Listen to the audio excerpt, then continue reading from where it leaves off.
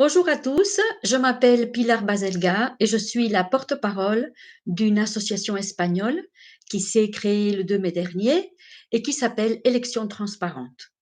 Vous trouverez le lien dans la description de cette vidéo.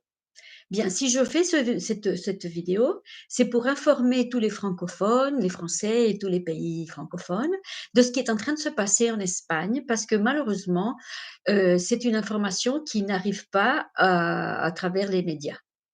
C'est très grave ce qui est arrivé en Espagne. Nous avons eu des élections le 28 avril avec des résultats plus que bizarres. Je vous expliquerai peut-être dans une autre vidéo, c'est un peu long.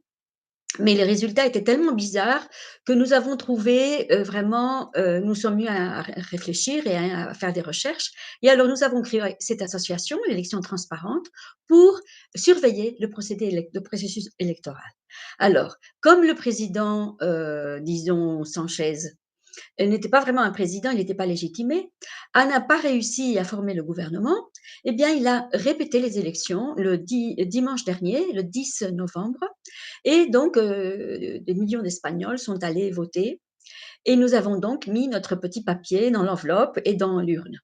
Alors, tout ce procédé électoral se déroule dans toutes les villes et les municipalités, les villages, partout, et on met donc dans une urne notre vote. Bien. Dans ces collèges électoraux, chaque président de chaque table, de chaque urne, on va donc compter les votes, bien, et alors on rédige un compte rendu, un procès verbal. Hein, en espagnol, on dit acta. Un procès verbal dans lequel on écrit les résultats, tel parti a autant de votes. Bien. Ce procès verbal, et l'original, se met dans une enveloppe numéro 1, et puis on met 2 copies dans l'enveloppe numéro 2 et l'enveloppe numéro 3. Comme ça, nous avons 2 copies et un original. Bien. Tout ça, bien. Alors, pendant la nuit des élections, les collèges électoraux terminent à 20 heures.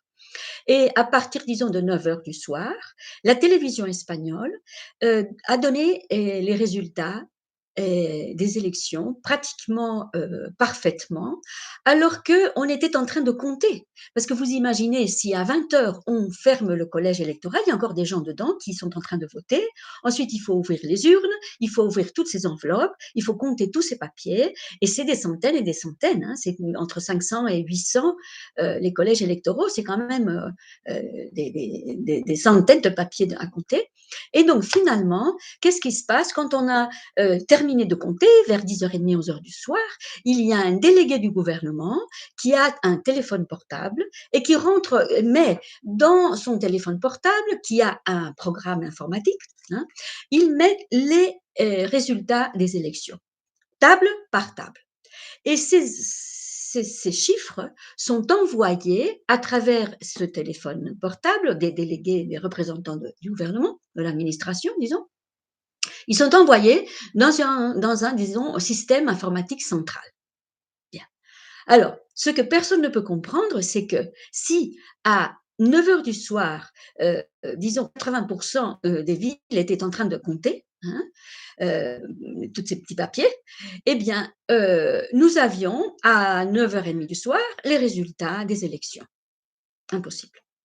C'est impossible. Donc déjà ça, c'est très bizarre qu'à 9 heures du soir, on te dise que le président Sanchez a de nouveau, rebelote, 120 députés au lieu de 123, 120 députés. Ensuite, on nous dit qu'il a perdu 3 députés depuis le 28 avril, mais en plus, il se trouve qu'il a perdu presque 800 000 votes. C'est pas possible. Si on a perdu 800 000 votes, on a perdu bien plus que simplement 3 députés. Enfin, bref, tout est complètement faussé. Il y a un trucage des élections évident. Mais en plus, la chose la plus grave, c'est que ces résultats du dimanche 10 novembre, ce sont des résultats provisionnels. Provisionnels. Et le vrai comptage définitif, qu'on appelle en espagnol escrutinio general, hein, c'est le comptage définitif, a lieu 3 jours après, donc mercredi dernier, mercredi 13 novembre, ça fait exactement une semaine, mercredi 13 novembre, où on va compter tous ces votes. Enfin, selon la loi électorale, il faut ouvrir l'enveloppe numéro 1 et faire coïncider ce que dit l'enveloppe numéro 1 avec l'enveloppe numéro 3 pour éviter qu'il y ait eu des trucages. D'accord? L'enveloppe numéro 3, c'est une copie calquée, donc c'est difficile de la falsifier. Mais c'est plus facile de falsifier l'original. Donc, on doit ouvrir l'enveloppe, les deux enveloppes, la 1 et la 3. On compare le compte rendu, le procès verbal, pardon, de la 1 avec la 3, numéro 3. Et si ça va, eh bien, formidable. Et ensuite, on va compter tous ces comptages, toutes ces tables, tous ces résultats de chaque table électorale, hein, de chaque collège électoral, on va les compter les uns après les autres, jusqu'à terminer d'avoir l'addition, la somme de tous ces votes par province. Et ce comptage général a lieu dans la capitale de la province. En Espagne, l'Espagne est divisée en 52 provinces et chaque province a une capitale. La province de Madrid, c'est Madrid, la province de Grenade, c'est Grenade, etc. Hein. Bien. Alors, je vous dis la grande nouvelle et la grande surprise pour tous les Espagnols qui ont été présents grâce à notre association Élections Transparentes, c'est que ce comptage ne s'est pas fait. Non. Vous savez ce qu'ils ont fait? Ils ont ouvert, et même pas dans toutes les villes, non, mais dans certaines villes, ils ont ouvert les enveloppes. Moi, j'étais à Madrid et j'ai vu qu'ils ouvraient les enveloppes et ils regardaient si l'information de système informatique correspondait avec l'enveloppe numéro 1. C'est tout. Ça n'a rien à voir avec ce que dit la loi. La loi dit qu'il faut comparer l'enveloppe numéro 1 avec l'enveloppe numéro 3. Et puis après, il faut compter, il faut faire l'addition de tous ces votes pour arriver à la solution, hein, enfin au résultat. Et ce sera les résultats des élections le 10 novembre. Eh bien, ce comptage, cette addition de tous ces votes ne s'est pas fait. Alors, nous avons porté plainte dans plusieurs villes, à Madrid, à Saragosse, Almeria, Grenade, Alicante. Enfin, nous sommes en train de faire de rédiger ces plaintes et ça va être vraiment un gros problème parce que si maintenant on nous dit, enfin, tout ça pour vous dire que le supposé président Sanchez n'est pas du tout le président. Actuellement, nous ne savons pas quel est le chiffre de votants pour chaque parti politique. On ne le sait pas puisqu'on n'a pas compté. Hein.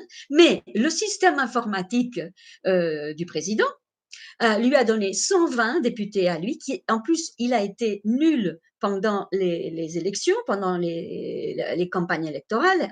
Il y a eu des résultats vraiment très différents entre les enquêtes du gouvernement et les enquêtes d'autres médias qui n'étaient pas de tout genre d'ailleurs, hein, de toutes les couleurs politiques, et on ne donnait pas du tout 120 députés. Enfin, les enquêtes officielles donnaient 150 députés au président Sanchez, et en fait, on lui en a donné 120, enfin la machine lui a donné, et en fait, dans les enquêtes qu'on avait faites pendant toutes ces semaines antérieures aux élections, eh bien, il n'avait pas plus de 90, 85, 90 députés. Voilà.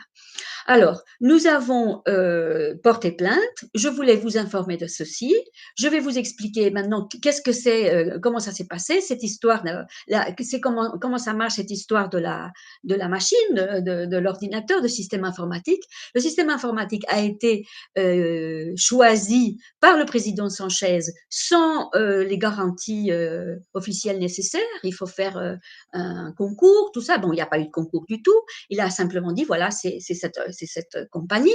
La compagnie s'appelle Indra, INDRA, Indra, et elle est impliquée dans des cas de corruption et de trucage d'élections dans plusieurs pays du monde. Vous pouvez chercher hein, Indra et trucage élections et vous verrez que c'est la vérité, bien que je ne raconte pas des salades. Alors, comment ça se passe? Eh bien, avant 2001, on comptait. Il n'y avait pas les machines, il n'y avait pas de système informatique. Et alors, qu'est-ce qu'on faisait les jours des élections? Eh bien, ça mettait trois jours jusqu'à ce qu'on ouvrait toutes ces enveloppes, jusqu'à ce qu'on regardait que les deux enveloppes étaient, les deux comptes rendus correspondaient, les procès-verbaux. Et on faisait l'addition de tous ces résultats. Mais en 2001, on a commencé à avoir un système informatique très intelligent. Et alors, il se trouve que depuis, on a cessé de compter. Alors, les lieux où on enfin c'est dans les tribunaux électoraux de province où devait avoir lieu ce comptage et ce comptage n'a pas eu lieu et les responsables de ce délit, ce sont des magistrats qui sont les présidents des tribunaux électoraux provinciaux et ce sont des magistrats qui connaissent parfaitement la loi hein, et qui ont, disons, sont en connivence avec le gouvernement.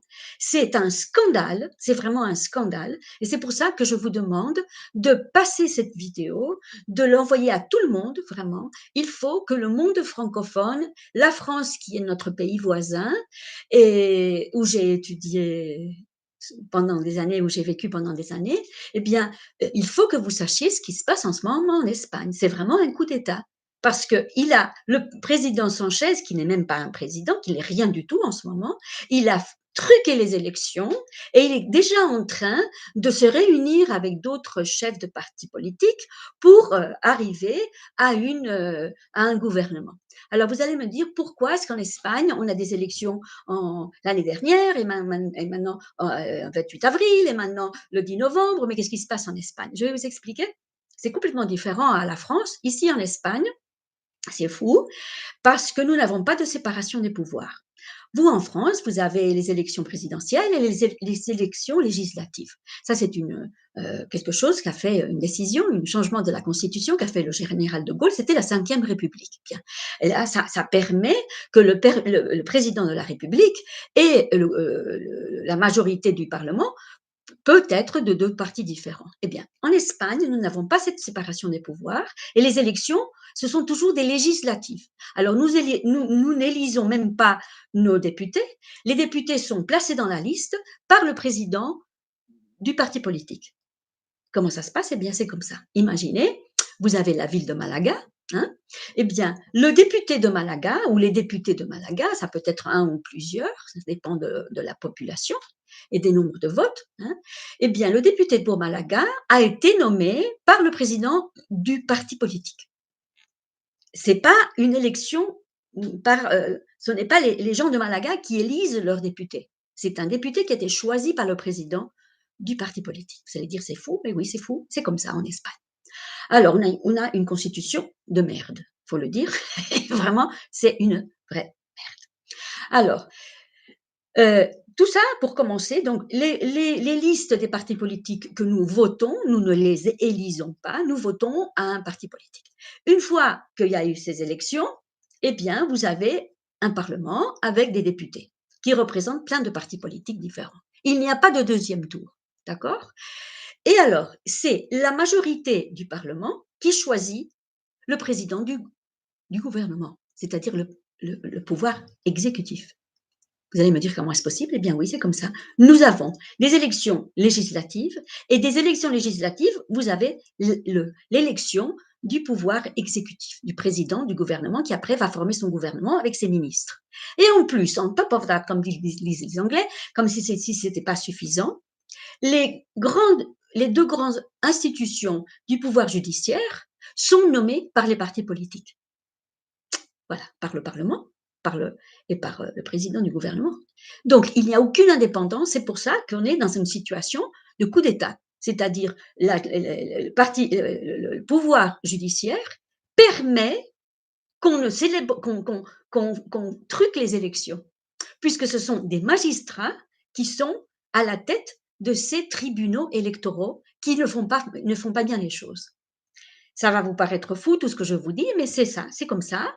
Et bon, j'espère que le fait de le savoir d'une manière internationale, ça va nous aider à mettre fin à ce coup d'État et au moins qu'on compte les votes un par un, province par province, pour savoir vraiment à qui on a voté. Parce qu'en ce moment, on nous a donné des résultats, c'est une machine d'une compagnie qui est en plus avec des problèmes judiciaires dans beaucoup de pays, et même en Espagne, elle a été impliquée dans un cas de corruption, de malversation de fonds publics qui s'appelle le caso Punica. Eh bien, voilà, c'est là où nous sommes. J'espère que ça va vous, ça va vous intéresser. J'espère que vous allez passer cette vidéo et je vous prie vraiment de nous aider à faire la diffusion pour que tout le monde sache ce qui se passe en ce moment en Espagne. Merci beaucoup de votre attention.